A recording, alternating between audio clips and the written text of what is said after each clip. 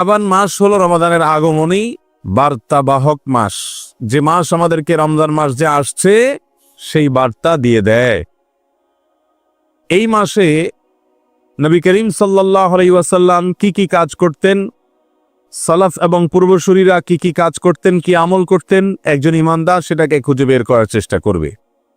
শাবান এ মাস সম্পর্কে আম্মাজান আয়েশা রাদিয়াল্লাহু তাআলা আনহা তিনি বলেছেন, মা রাআইতু রাসূলুল্লাহি সাল্লাল্লাহু আলাইহি ওয়াসাল্লাম ইস্তাকমালা সিয়ামা শাহরিন কাত্তু ইল্লা ফি রমাদান ওয়া মা রাআইতুহু আকসারা সিয়ামান ফি শাহরিন ইল্লা শাবান আও কামা ক্বালাত। যার অর্থ হলো নবী করিম সাল্লাল্লাহু আলাইহি সাল্লামকে আমি দেখতাম শাবান মাস যখন শুরু হতো, শাবান মাস ছাড়া গোটা মাস জুড়ে রোজা রাখার একমাত্র দৃষ্টান্ত এবং নজির ছিল তার জীবনে রমজান মাস। রমজান মাসে গোটা মাস ব্যাপী তিনি রোজা রাখতেন। আর রমজানের পরে যেই মাসে সবচেয়ে বেশি পরিমাণে রোজা রাখতেন প্রিয় নবী সাল্লাল্লাহু আলাইহি সাল্লাম, সে মাসটা ছিল শাবান মাস, যে মাসটা আমরা শুরু করতে যাচ্ছি। এই মাসটিতে নবী করিম সাল্লাল্লাহু আলাইহি সাল্লাম সবচেয়ে বেশি নফল রোজা রাখতেন, সবচেয়ে বেশি রোজা রাখার চেষ্টা করতেন। আর গোটা মাস জুড়ে রোজা, মাসের শুরু থেকে শেষ পর্যন্ত সবগুলো দিন সিয়াম পালন করা, এটা শুধুমাত্র নবী করিম সাল্লাল্লাহু আলাইহি সাল্লাম করতেন রমজান মাস। তো এই যে শাবান মাস, এই শাবান মাসটাতে নবী আলাইহিস সালামের জীবনে এত বেশি রোজা রাখতেন যে অন্য এক বর্ণনায় আমরা জানতে পারি যে কারণ নবী সাল্লাল্লাহু আলাইহি সাল্লাম ইয়াসুমু শাবানা ইল্লা কালিলা, তিনি গোটা শাবানের সামান্য কিছুদিন বাদে, সামান্য কয়েকটা দিন বাদে আর বাকি পুরা শাবান মাসই রোজা রাখতেন। তার মানে শাবান মাসের বেশিরভাগ দিনগুলো তিনি রোজা রাখতেন। আর যে দিনগুলোতে রোজা রাখার ব্যাপারে তার সুন্নাহ হলো, সেটা হলো শাবানের শুরু থেকে নিয়ে একেবারে শেষের দিনগুলোর আগ পর্যন্ত। শাবানের শেষার্ধে অথবা শেষ দশকে অথবা একেবারে শেষের দিনগুলোতে নবী করিম সাল্লাল্লাহু আলাইহি সাল্লাম সাধারণত রোজা রাখতেন না। এই মাসে নবী করিম সাল্লাল্লাহু আলাইহি সাল্লাম এত বেশি নফল রোজা রাখতেন, তার রোজা দেখে নাসাইর এক বর্ণনায় এসেছে উসামা ইবনে যায়েদ রাদিয়াল্লাহু তাআলা আনহু একজন সাহাবী, নবী সাল্লাল্লাহু আলাইহি সাল্লামের অত্যন্ত আদরের সাহাবী, স্নেহের সাহাবী, বয়সে অনেক ছোট ছিলেন। সেই উসামা ইবনে যায়েদ রাদিয়াল্লাহু তাআলা আনহু তিনি নবী করিম সাল্লাল্লাহু আলাইহি সাল্লামকে একবার জিজ্ঞাসা করেছেন যে আল্লাহর রাসূল, আমি আপনাকে এই মাসে সবচেয়ে বেশি নফল রোজা রাখতে দেখি, অন্য কোনো মাসে আপনাকে এত নফল রোজা রাখতে দেখি না, এর কারণ কি? কেন আপনি শাবান মাসে এত বেশি পরিমাণে রোজা রাখেন, রহস্য কি? তখন নবী করিম সাল্লাল্লাহু আলাইহি ওয়াসাল্লাম তার এই প্রশ্নের জবাবে বলেছিলেন যে দেখো, আমি এই মাসে নফল রোজা যে রাখি এর প্রথম কারণ হলো যালিকা শাহরুন ইয়াগফুলুন নাসু বাইনা রজব ওয়া রমাদান।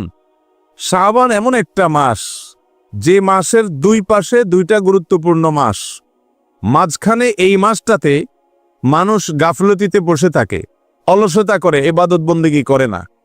শাবানের পরের মাসটা রমজান মাস, রমজান আসছে তখন কোরআন তেলাওয়াত করব, তারাবি পড়ব, রোজা রাখবো, দোয়া দরুদ করব, অনেক আমল করব।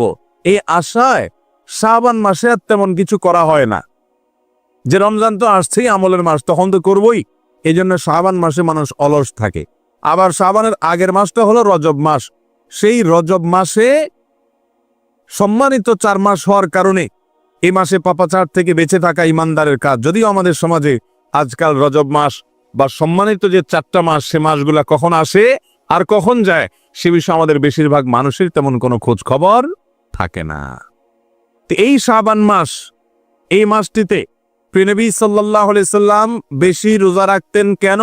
তার প্রথম কারণ হলো যে তার আগের মাসটা সম্মানিত মাস, রজব মাস, আর পরের মাসটা হলো সাইয়্যিদুশ শুহুর, সকল মাসের সেরা মাস, শ্রেষ্ঠ মাস রমজান মাস। তো এই দুই গুরুত্বপূর্ণ মাসের মাঝখানে শাবান মাসটা বিশেষ কোনো বৈশিষ্ট্যের মাস না হওয়ার কারণে, না সম্মানিত মাস, না রমজানের মতো অত মর্যাদার মাস, সেজন্য এই মাসটিতে অনেকে গাফলতি এবং উদাসীনতায়, অলসতায় সে কাটিয়ে দেয়। আর এই জন্য মানুষ যে সময়টাতে আল্লাহর ইবাদত বন্দেগী না করে বরং গাফলতি করে, অলসতা করে, ওই সময় ইবাদতের একটা বিশেষ গুরুত্ব আছে। এই জন্য নবী করিম সাল্লাল্লাহু আলাইহি সাল্লাম এই মাসটাতে শাবান মাসে নফল রোজা রাখার জন্য বিশেষভাবে যত্নবান হতেন। হাদিসের এই অংশ থেকে আমরা জানলাম যে আমলটা সমাজের কোনো মানুষ করে না, সে আমলটা যদি আপনি করার চেষ্টা করেন, সে আমলটা যদি সমাজে আপনি জিন্দা করার চেষ্টা করেন, যে আমলের ব্যাপারে মানুষ গাফেল, মানুষ উদাসীন, মানুষ অবহেলা করে, মানুষ আত্মবোলা হয়ে থাকে, সেই আমলটা করার চেষ্টা যদি আপনি আমি করি, তাহলে অন্য সাধারণ আমল যেটা সমাজে প্রচলিত আছে ওইটা করার চাইতে অপ্রচলিত আমলটাকে করলে, সেটাকে সমাজের মানুষের মধ্যে প্রচলন দেওয়া, জিন্দা করা, মুর্দা সুন্নাত, যে সুন্নাত হারায় গেছে সেই সুন্নাতটাকে জিন্দা করার নিয়তে যদি আপনি আমল করেন কোনো আমল, তাহলে সাধারণ প্রচলিত আমলের চাইতে ওই আমলটা করার কারণে আল্লাহর কাছে সওয়াব এবং বিনিময় বেশি পাওয়া যাবে ইনশাআল্লাহ। ঠিক একইভাবে যে সময়টাতে মানুষ ইবাদত বন্দিগিতে বেশি একটা মাশগুল থাকে না, অবহেলা করে কাটায় দেয়, অলস থাকে, ওই টাইমটাতে আল্লাহকে ডাকার, আল্লাহর কাছে দোয়া করার একটা বিশেষ গুরুত্ব আছে। যে টাইমে সবাই চায় ওই টাইমে তো আপনি চাইবেনই, কিন্তু যে টাইমে মানুষ আল্লাহর কাছে প্রার্থনা করে না, অবহেলা করে, অলসভাবে ঘুমিয়ে থাকে, শুয়ে থাকে, ওই টাইমে ইবাদতের সবিশেষ গুরুত্ব আছে মোহতারাম হাজিরিন। এই জন্যই ভোর রাতে তাহাজ্জুদের নামাজের সময় এলাকার সব মানুষ ঘুমিয়ে থাকে, ঠিক না বে ঠিক? ভোর রাতে তাহাজ্জুদের সময় মানুষ কি করে? নাকি সবাই ইবাদতে মশগুল থাকে? সমাজের খুব হাতে গোনা কিছু আল্লাহর প্রিয় মানুষেরা দাঁড়িয়ে আল্লাহর ভয়ে দাঁড়িয়ে যায়, খাউফান ওয়া তামাআ, আল্লাহর ভয়ে এবং আল্লাহর কাছ থেকে পুরস্কার পাওয়ার আশায়। এই মানুষগুলোর সংখ্যা সমাজে অনেক কম। তাহাজ্জুদ গুজার, ভোর রাতে উঠে তাহাজ্জুদ পড়নেওয়ালা মানুষের সংখ্যা সমাজে বেশি না কম? এই টাইমে বেশিরভাগ মানুষ যেহেতু শুয়ে থাকে, অলস ভাবে সময়টাকে কাটায়, ঘুমিয়ে থাকে, অবচেতন থাকে, এই জন্য এই টাইমে যদি কেউ উঠে দাঁড়ায়, যেহেতু দুনিয়ার আসমানে আল্লাহ রাব্বুল আলামিন নেমে আসেন, এই জন্য এই টাইমে কেউ দোয়া করলে, নামাজ পড়লে সে আল্লাহর যত নৈকট্য অর্জন করতে পারবে, অন্য কোন সময় আল্লাহর ইবাদত বন্দেগী করলে, আল্লাহর কাছে দোয়া করলে, প্রার্থনা করলে এত বেশি নৈকট্য অর্জন করা সম্ভব না। কথা কি বুঝাতে পারছি? এই জন্য শাবান মাসের এই আমলটির গুরুত্ব কেন বেশ?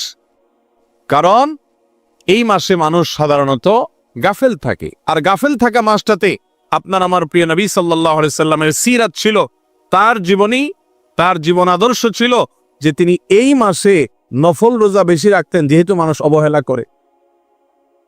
একজন লোক, গরিব মানুষ, রিকশাওয়ালা মানুষ, অভাবী মানুষ, অশিক্ষিত মানুষ, তাকে সমাজের বেশিরভাগ মানুষ সাধারণত সালাম দেয় না।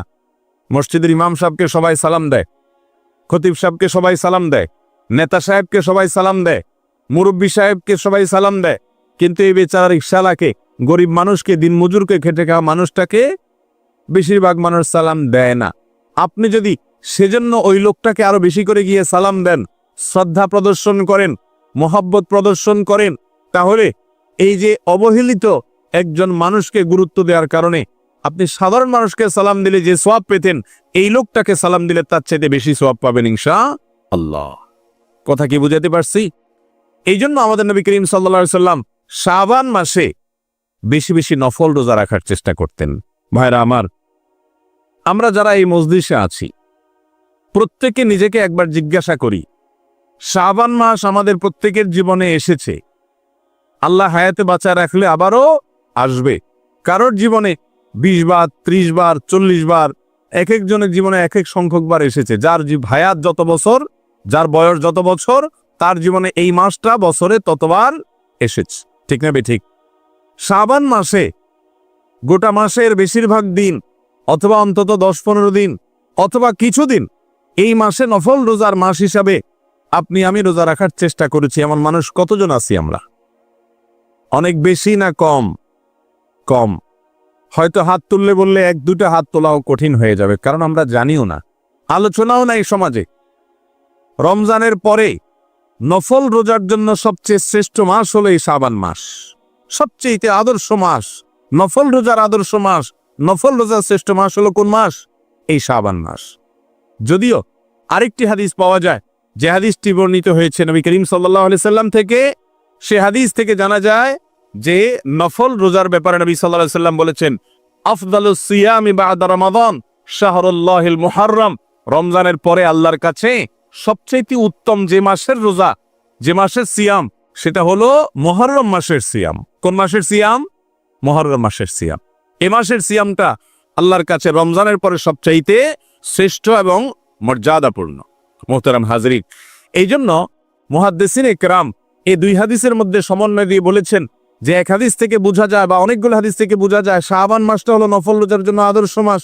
আবার অন্য হাদিস থেকে বোঝা যায় মুহররম মাস হলো রমজানের পরে নফল রোজার জন্য আদর্শ মাস। তাহলে কোনটা সঠিক? এর উত্তর হলো যে রমজানের পরে মুহররম মাসটা সবচাইতে উত্তম হলেও নবী করিম সাল্লাল্লাহু আলাইহি সাল্লাম শাবান মাসে নফল রোজা বেশি রাখার তৌফিক পেয়েছেন।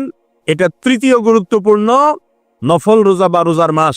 রমজান হলো ফার্স্ট, দ্বিতীয় হলো মুহররম, এরপরে হলো শাবান। এটা হলো ফজিলতের ধারাবাহিকতা, মর্যাদার ধারাবাহিকতা। বাকি নবী করিম সাল্লাল্লাহু আলাইহি সাল্লাম এই মাসে বেশি রেখেছেন, মুহররমে রাখেননি। কেন? কারণ মুহররমের রোজার ফজিলতের কথা ওহীর মাধ্যমে তিনি জেনেছেন, কিন্তু সেটা আমল করার আগেই আল্লাহ তাআলা তাকে হয়তো দুনিয়া থেকে নিয়ে গেছেন। এই জন্য উলামা ইকরাম অনেকে এইভাবে সমন্বয় করেছেন যে মুহররম মাসের রোজা এর চেয়েও বেশি ফজিলতপূর্ণ হলেও নবী সাল্লাল্লাহু আলাইহি সাল্লাম সেটার উপরে আমল করার সুযোগ পান নাই, তার আগেই আল্লাহ রাব্বুল আলামিন তাকে নিয়ে গেছেন। রমজানের পর নফল রোজার জন্য সবচাইতে আদর্শ মাস হলো মুহররম এবং শাবান, যে মাসটাতে আমরা এখন আছি। তো এই মাসটাতে নবী করিম সাল্লাল্লাহু আলাইহি সাল্লামের জীবনে গোটা মাসের বেশিরভাগ দিন তিনি রোজা রাখতেন, নফল রোজা রাখতেন, নফল সিয়াম রাখতেন। আমরা বেশিরভাগ মানুষ শাবান মাস আসলে ওই শবে বরাতের একটা রোজা রাখা ছাড়া এই মাসের অন্য দিনগুলোতে রোজা রাখার তৌফিক হয় না, বেশিরভাগ মানুষের হয় না, অথচ এটা করা উচিত। আজ আমরা জানলাম যে শাবান মাস, এই মাসটা হলো নফল রোজার জন্য আদর্শ মাস, সবচেয়ে উত্তম মাস। আমরা রাখার চেষ্টা করবো তো ইনশাআল্লাহ।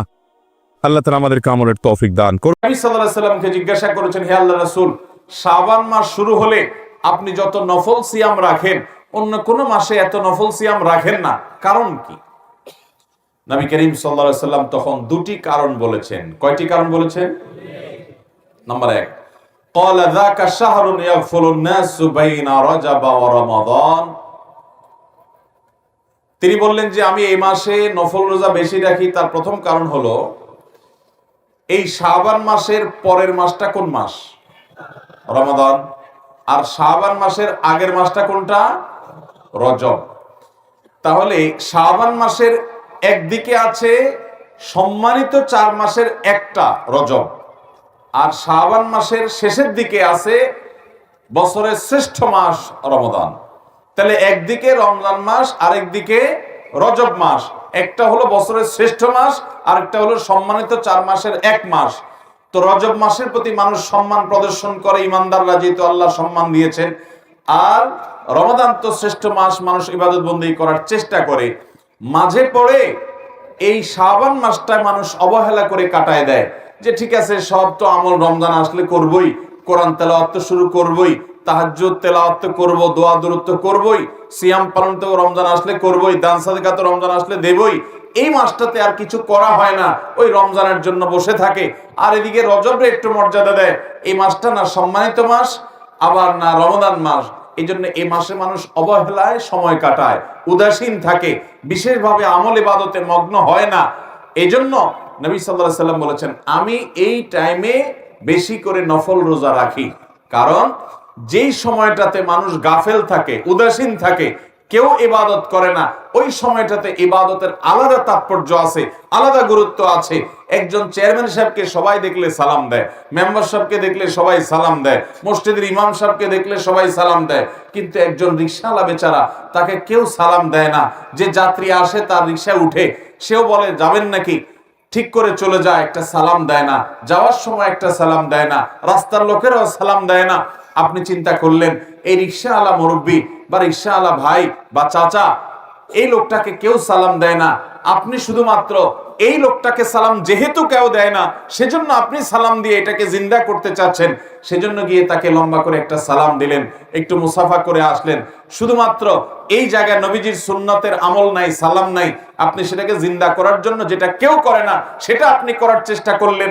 এর কারণে অন্য যে কোনো সাধারণ মানুষকে সালাম দেওয়ার চাইতে এই অবহেলিত জায়গায় সালাম দিলে সওয়াব একটু বেশি হবে।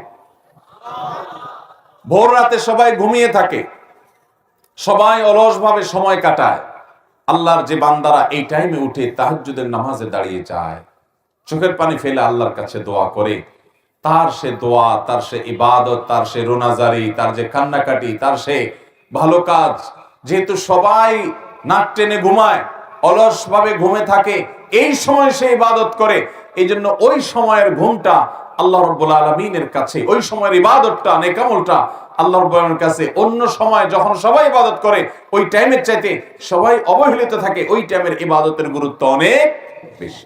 এই জন্য নবী সাল্লাল্লাহু আলাইহি সাল্লাম শাবান মাসে বেশি বেশি নফল রোজা রাখতেন, কারণ এই মাসে মানুষ উদাসীন থাকে, ইবাদত বন্দেগী অনেকে করে না, এই জন্য তিনি বেশি করে নফল রোজা রাখতেন। এটা হলো একটা কারণ। নাম্বার 2, তিনি বলেছেন ওয়াহুয়া শাহরুন তুরফাউ ফীহিল আমালু ইলা রাব্বিল আলামিন ফাউহিব্বু আন ইউরফাআ আমালি ওয়া আনা সায়েম।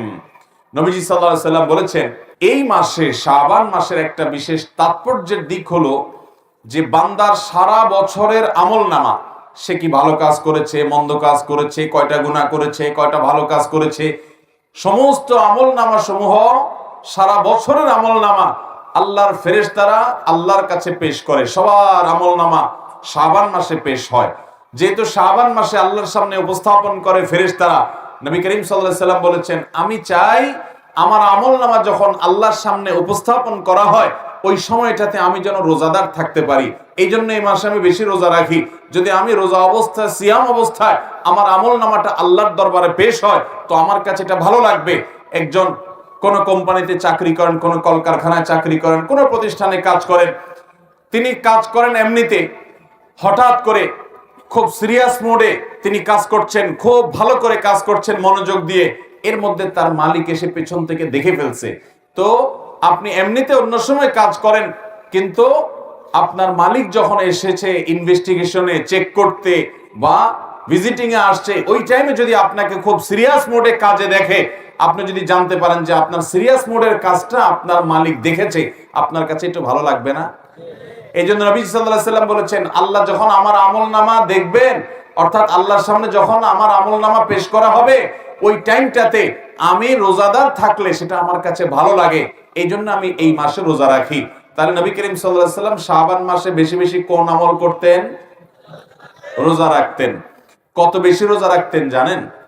আম্মা জান আয়েশা রাদিয়াল্লাহু তাআলা বলেছেন মা রাআইতু রাসূলুল্লাহি সাল্লাল্লাহু আলাইহি ওয়াসাল্লাম ইস্তাকমালা সিয়ামা শাহরিন ইল্লা রমাদান ওয়া মা রাআইতুহু আকসারা সিয়ামা মিনহু ইল্লা ফি শাবান। অর্থাৎ গোটা মাসের শুরু থেকে শেষ পর্যন্ত পুরা মাস জুড়ে রোজা রেখেছেন নবী সাল্লাল্লাহু আলাইহি সাল্লাম। এটা শুধু রমজানেই হতো যে গোটা মাস রোজা রাখছেন, আর একটা মাসের বেশিরভাগ দিন রোজা রাখছেন, পুরা মাস না, বেশিরভাগ দিন রোজা রাখছেন তিনি। সবচেয়ে বেশি রোজা রাখছেন শাবান মাসে, এই মাসে তিনি সবচেয়ে বেশি নফল রোজা রাখতেন। এখান থেকে বোঝা যায় নবী সাল্লাল্লাহু আলাইহি সাল্লাম কি পরিমাণ নফল রোজা এই মাসে রাখতেন। অন্য আরেক হাদিসে আসছে আম্মা জান আয়েশা রাদিয়াল্লাহু তাআলা বলেছেন কানান নবী সাল্লাল্লাহু আলাইহি সাল্লাম ইয়াসুমু শাবানা ইল্লা কালিলা। নবীজি গোটা শাবান জুড়ে নফল সিয়াম রাখতেন, শুধু সামান্য কিছুদিন বাদ দিয়ে গোটা শাবানে নফল রোজা রাখতেন। তাহলে এই মাসে নবী করিম সাল্লাল্লাহু আলাইহি সাল্লাম বেশিরভাগ দিনগুলোতে নফল সিয়াম রাখতেন। সে আমলটা আমরা জানলাম, আলহামদুলিল্লাহ। এখন আমাদের কাজ হলো আমল শুরু করা। শাবানের চাঁদ দেখা যাওয়ার পর থেকে নিয়ে আমরা বেশি বেশি করে গোটা মাস জুড়ে সিয়াম পালন করব। যার যার সাধ্য অনুপাতে, আপনি খুব বেশি একটা রাখার সুযোগ পান না, ডায়াবেটিসের রোগী আপনার কষ্ট হয়, অন্তত বন্ধের দিনে আপনার যেদিন সুবিধা হয় 2-4টা হলো নফল রোজা রাখেন এই মাসে, নবী সাল্লাল্লাহু আলাইহি সাল্লামের সুন্নতের অনুসরণে। চেষ্টা করব না ইনশাআল্লাহ? এখন কেউ বলতে পারেন শাবান মাসে আমাদের আমলনামা আল্লাহর সামনে পেশ করা হয়, আমরা জানলাম, কিন্তু আমরা এর আগে তো এও শুনেছি যে নবী করিম সাল্লাল্লাহু আলাইহি সাল্লাম সোম এবং বৃহস্পতিবার নফল রোজা রাখতেন। এবং কেন তিনি ওই দিন রোজা রাখতেন জিজ্ঞাসা করা হয়েছে, তখন জবাবে তিনি বলেছেন, বিশেষ করে সোমবার সম্পর্কে বলেছেন, সহিহ মুসলিমের হাদিসে আসছে যে ওই দিন যাকা ইয়াউমুন ওয়ালিদতু ফীহি, এই দিন আমার জন্ম হয়েছে সেজন্য আমি রোজা রাখি। তার নবী সাল্লাল্লাহু আলাইহি সাল্লাম তার জন্মের দিনে রোজা রেখেছেন, আর আমরা জন্মের দিনে আরো বেশি করে খাই। নবী করিম সাল্লাল্লাহু আলাইহি সাল্লাম সোম বৃহস্পতিবার সিয়াম পালন করেছেন। কেন করেছেন জিজ্ঞাসা করা হয়েছে, আরেকটি কারণ তিনি বলেছেন যে এই দুই দিনে বান্দার আমলনামা আল্লাহর সামনে উপস্থাপিত হয়। এখন কথা হলো, শাবান মাসে আমলনামা উপস্থাপিত হয়, আবার সোম বৃহস্পতিবার আমলনামা উপস্থাপিত হয়। আমলনামা কয়বার উপস্থাপিত হয়?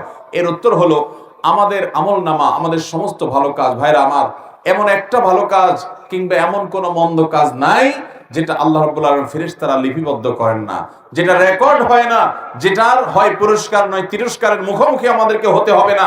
এমন একটা মুহূর্ত নাই, আল্লাহর সামনে দাঁড়াতে হবে, সবগুলো হিসাব করা হচ্ছে এবং আল্লাহ তাআলা সবগুলো আমাদের সামনে প্রকাশ করবেন কিয়ামতে। তো প্রতিটা মানুষের তার আমলনামা সমূহকে আল্লাহর সামনে তিনটা ধাপে পেশ করা হয়, উপস্থাপন করা হয়। এখানে আশেপাশে কলকারখানা অনেক বেশি, আপনারা বিভিন্ন প্রতিষ্ঠানে চাকরি করেন, অনেকে আছেন, আপনাদের জন্য বুঝতে সুবিধা হবে। আপনারা আপনাদের মালিকের কাছে অথবা উপরস্থ অফিসারের কাছে, দায়িত্বশীল বসের কাছে আপনারা অনেক সময় ডেইলি রিপোর্ট দেন, অনেক সময় সাপ্তাহিক রিপোর্ট দেন, অনেক সময় মাসিক রিপোর্ট দেন, অনেক সময় বাৎসরিক রিপোর্ট দেন। এরকম সিস্টেম আছে না নাই? ঠিক একইভাবে প্রতিদিনের রিপোর্ট আল্লাহর ফেরেশতারা, দিনে যারা দায়িত্বশীল থাকেন, প্রত্যেকটা মানুষের জন্য ফেরেশতা নিয়োজিত আছে, আপনার জন্য, আমার জন্য, ওনার জন্য, সবার জন্য আছে। এই ফেরেশতারা সকালে এসে সারাদিন আমাদের আমলনামা সব লিপিবদ্ধ করে, এগুলো নিয়ে সন্ধ্যার সময় আল্লাহর কাছে জমা দেয়। আবার সারা রাত কি করি আমরা, ওইটার জন্য আলাদা ফেরেশতা এসে সকালে গিয়ে জমা দেন। এটা হলো ডেইলি রিপোর্ট।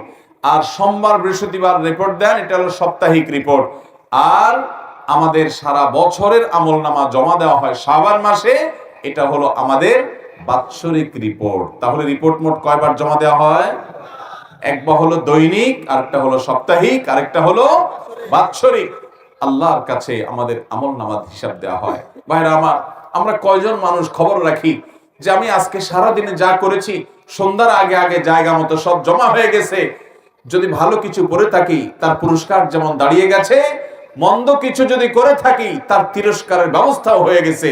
কিন্তু আনন্দের কথা হলো, যদি আমাদের ভিতর সে আল্লাহর কাছে জবাবদিহিতার বোধ থাকে, তাহলে তো কিয়ামত আসার আগে আগে, মৃত্যু হওয়ার আগে আগে আমরা কোনো গুনাহ করে থাকলে চোখের পানি ফেলে তওবা করে ইস্তেগফার করে মাপ চেয়ে নতুন করে সংকল্প করে নতুন পথ চলা শুরু করব। তাহলে ফেরেশতারা আমার বদামল যদি আল্লাহর কাছে জমা দিয়েও থাকেন, আল্লাহ তাআলা সেটা ডিলিট করে আমার প্রোফাইলকে ক্লিন করে দিবেন ইনশাআল্লাহ। তাহলে গুনাহ করার পর তওবা করতে দেরি করব না। আল্লাহ আমাদের সবাইকে যে কোনো গুনাহ করার পর প্রতিদিন আমাদের আল্লাহর সাথে হিসাব নিকাশকে চুকিয়ে আল্লাহর কাছ থেকে নিষ্পত্তি করিয়ে নিয়ে তওবা ইস্তেগফার করে প্রতিটা নতুন দিনে নতুন করে সংকল্প করার তৌফিক দান করুন। মুহতারাম হাজরিন, তাহলে আমরা জানলাম আমাদের নবী সাল্লাল্লাহু আলাইহি সাল্লাম শাবান মাসে বেশি বেশি নফল রোজা রাখতেন। এর প্রথম কারণ হলো এই মাসটাতে মানুষ গাফেল থাকে, দুইটা গুরুত্বপূর্ণ মাসের মাঝে, এটা মানুষের অনেকে অবহেলার কারণ। আর দ্বিতীয়ত হলো এই মাসে আমলনামা বাৎসরিক পেশ হয়। তো নবীজি চাইতেন যে আমলনামা পেশের সময় তিনি যেন রোজাদার থাকেন, আল্লাহ যেন তাকে রোজাদার অবস্থা দেখেন, তাহলে আল্লাহ তাআলা রহম করবেন, অনুগ্রহ করবেন তার আমলনামা পর্যালোচনা করার, বিচার করার এক্ষেত্রে। এই জন্য এখন কথা হলো, কোন কোন হাদিস থেকে আমরা জানি নবী করিম সাল্লাল্লাহু আলাইহি সাল্লাম বলেছেন, আফজালুস সিয়ামি বা'দা রমাদান শাহরুল্লাহিল মুহাররম। রমাদানের পরে সবচেয়ে উত্তম নফল রোজার মাস হলো মুহররম মাস। তাহলে এই হাদিস থেকে বোঝা গেল নফল রোজার জন্য শ্রেষ্ঠ মাস হলো মুহররম। অথচ নবীজি সাল্লাল্লাহু আলাইহি সাল্লাম বেশি নফল রোজা রাখতেন দেখা গেছে শাবানে। তাহলে আমরা কোনটা করব? এর উত্তর হলো যে মুহররম মাস মূলত নফল রোজার জন্য সবচেয়ে শ্রেষ্ঠ মাস, এটাই অধিকতর বিশুদ্ধতর মত।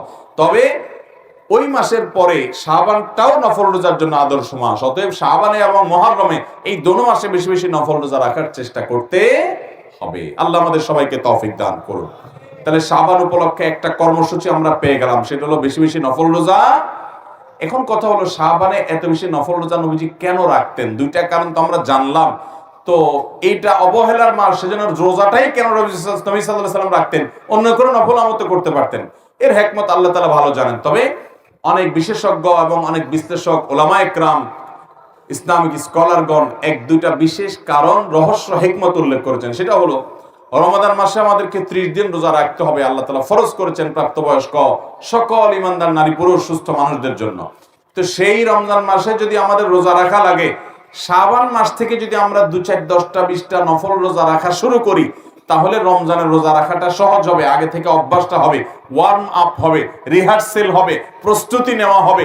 হঠাৎ করে যদি রমজান রোজা শুরু করেন, অনেকে দেখা যায় সারা বছর রোজা রাখেন না, তো দেখা যায় হঠাৎ করে রমজান রোজা রাখার কারণে সে অসুস্থ হয়ে পড়ে, কিংবা তার রোজার সাথে সে শুট করতে পারে না, অসুবিধা তৈরি হয়। এই জন্য নবী সাল্লাল্লাহু আলাইহি ওয়াসাল্লাম হয়তোবা আগে থেকে প্রস্তুতি নিয়ে নিতেন।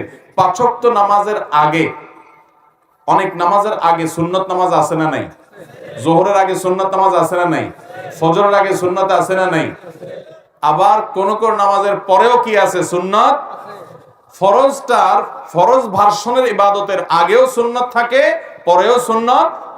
এই সুন্নতের একটা কারণ এটাও, যদি বান্দার কিয়ামতের দিন ফরজের মধ্যে কোনো ঘাটতি থাকে, তাহলে নফল বা সুন্নত দিয়ে আল্লাহ তাআলা সেই ঘাটতি পূরণ করে দিবেন। আর সুন্নাতের রিহার্সেলের মাধ্যমে ফরজটা যাতে সুন্দরভাবে হয়, সেটার জন্য প্রস্তুতির জন্য এই ব্যবস্থা আল্লাহ তাআলা রেখেছেন। ঠিক একইভাবে রমাদানের 30 দিনের যে ফরজ রোজা আমাদেরকে রাখতে হবে, তার আগে শাবানে কিছু নফল রোজার অভ্যাস করা, আবার শাবানের পরে শাওয়ালের 6 রোজা রাখা। ওই 5 ওয়াক্ত নামাজের আগে পরে যেরকম সুন্নত নামাজ আছে, রমজানের ফরজ রোজার আগে সুন্নত রোজা আছে, পরেও শাওয়াল মাসে সুন্নত রোজা আছে। অতএব রোজাগুলো রাখবো তো ইনশাআল্লাহ। আমরা অনেকে আছি, এটা জীবনে প্রথম শুনছি যে শাবান মাসে আবার বেশি বেশি নফল রোজা রাখতে হয়। তবে শাবান মাস সম্পর্কে আমাদের আরেকটা জিনিস জানতে হবে। রোজা রাখতে হবে এটা তো আমরা জানলাম, আরেকটা জিনিস জানেন, সেটা হলো শাবান মাসের শেষের দিকে রোজা রাখা উত্তম না। রোজা রাখতে হবে শুরুর দিকে, মাঝের দিকে, এই দিনগুলোতে। শেষের দিনগুলোতে নবী সাল্লাল্লাহু আলাইহি ওয়াসাল্লাম রোজা রাখতেন না। কারণ হলো শেষের দিনগুলো যদি টানা রোজা রাখেন, তাহলে রমজান আর গায়রে রমজানের ভিতরে পার্থক্য হবে না। এই জন্য আপনি শাবানের শেষের দিকে আর রোজা রাখবেন না, আপনি রোজার জন্য অপেক্ষা করবেন, রমজান থেকে শুরু করবেন। না হলে রমজানের আলাদা কোনো বৈশিষ্ট্য এটা বোঝা যাবে না যে টানা রোজা রাখছেন আপনি। এই জন্য শেষের দিকে নবীজি সাল্লাল্লাহু আলাইহি ওয়াসাল্লাম এই মাসের রোজা রাখতেন না। বিশেষ করে একেবারে শেষের দিন, যেটা শাবানের লাস্টের দিন, যেটাকে বলা হয় ইয়াউমুশ শক বা সন্দেহের দিন। আমরা আমাদের ছোটবেলায় দেখেছি, আমাদের দেশে বিভিন্ন এলাকায় অনেক মুরব্বীরা শাবানের শেষের দিন অবশ্যই রোজা রাখতেন। কেন? তারা মনে করতেন শাবানের চাঁদ, এটা রমজানের চাঁদ দেখা যায় নাই শাবানের শেষের দিন। ধরুন শাবান 30 হলো, তো 29 তারিখে চাঁদ দেখা যায় নাই সারা দেশে, ওনারা 30 তারিখে শাবান, কিন্তু সেদিন তারা রোজা রাখতেন। কেন? মনে করতেন যে যদি চাঁদ দেখা যারা যায় নাই বলছে, হয়তো চাঁদ উঠছে তারা দেখে নাই, মিস করে গেছে, তাহলে আমার রোজাটা রমজান হয়ে গেল যদি চাঁদ উঠে থাকে। আর যদি চাঁদ না উঠে থাকে তাহলে শাবান হয়ে গেল। তো এইরকম চান্সে রোজা রাখে, এরকম কোন চান্সে রোজা রাখার নির্দেশ ইসলামে। নবী সাল্লাল্লাহু আলাইহি ওয়াসাল্লাম বলেছেন, দা মা ইউরিবুকা ইলা মা লা ইউরিবুক, তোমার যা সন্দেহ হয় এটাকে সন্দেহের ঊর্ধ্বে উঠে সেই ইবাদতের দিকে নিয়ে যাও, সন্দেহপূর্ণ কিছু করা যাবে না। এই জন্য শাবানের শেষের দিনে রোজা রাখা নিষেধ। শেষের দিকে রোজা রাখবো না, বরং পুরো মাস রোজা রাখবো।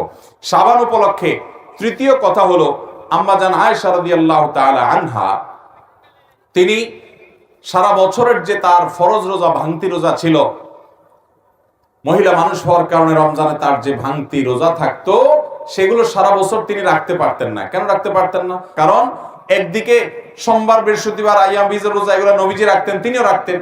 আর বাকি দিনগুলোতে নবী করিম সাল্লাল্লাহু আলাইহি ওয়াসাল্লাম তার সাথে থাকতেন, কখন নবীজির হক আদায় করতে হয় সেজন্য তিনি রোজা রাখতে পারতেন না। এগুলো শেষ পর্যন্ত শাবানে আসলে নবীজি পুরো মাসই নফল রোজা বেশিরভাগ রাখতেন দিনগুলো, ওই ফাঁকে তিনি তার ফরজ রোজাগুলো রাখতেন। এই জন্য এখান থেকে বোঝা যায়, যদি আমাদের কারোর আগের বছরের ভাঙতি রোজা থাকে, অসুস্থতার কারণে, সফরের কারণে, মহিলাদের মাসিকের কারণে, তাহলে সেই রোজাগুলো শাবানের মধ্যে রেখে ফেলা উচিত। এটা হলো শাবান উপলক্ষে তৃতীয় জ্ঞাতব্য বিষয়। প্রথম জ্ঞাতব্য বিষয়, বেশি বেশি নফল রোজা রাখবো। কেন? 2 কারণ বলেছি। দ্বিতীয় জ্ঞাতব্য বিষয় বলেছি যে শাবান মাসে বেশি রোজা রাখবো, ঠিক আছে, কিন্তু শাবানের শেষের দিন রোজা রাখবো না, শেষের দিকে রাখবো না। তৃতীয় জ্ঞাতব্য বলেছি, কাজা বা ভাঙতি রোজা যদি আগের বছরে থাকে, তো এই শাবান মাসের মধ্যেই সেটা রেখে ফেলতে হবে, কারণ রমজান আসলে নতুন রোজা রাখতে হবে, আগেরগুলা ক্লিয়ার করে ফেলা উচিত। আর চতুর্থ জ্ঞাতব্য বিষয় হলো যে শাবান মাসে আমরা রমজানের প্রস্তুতি নিতে হবে। কিসের প্রস্তুতি নিতে হবে? কিভাবে প্রস্তুতি নেবেন আমি বলি। আমাদের দেশের রমজানের প্রস্তুতি নেওয়ার একটা চিত্র আছে ভাই। চিত্র হলো, ধরুন সাধারণ মানুষ রমজানের প্রস্তুতি নেয় কিভাবে?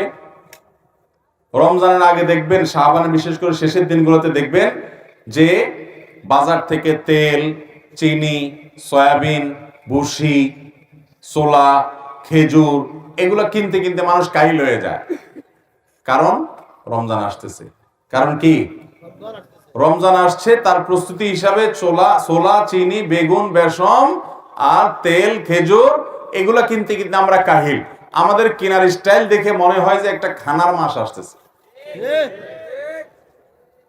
এই পরিমাণ ক্রাইসিস প্রতি বছর রমজান উপলক্ষে হয় যে বাজার সামলাইতে গিয়ে সংশ্লিষ্ট যারা আছে বেচারাদের গলদঘর্ম হয়ে যেতে হয়, অবস্থা কাহিল হয়ে যায়। কারণ এই পরিমাণ খায় পাবলিক যে খানার ডিমান্ড এই পরিমাণ হয় যে বাজারে সাপ্লাই দিয়ে পারে না, এই চান্সে আপনার দাম বাড়ায় দেয় অসাধু ব্যবসায়ীরা।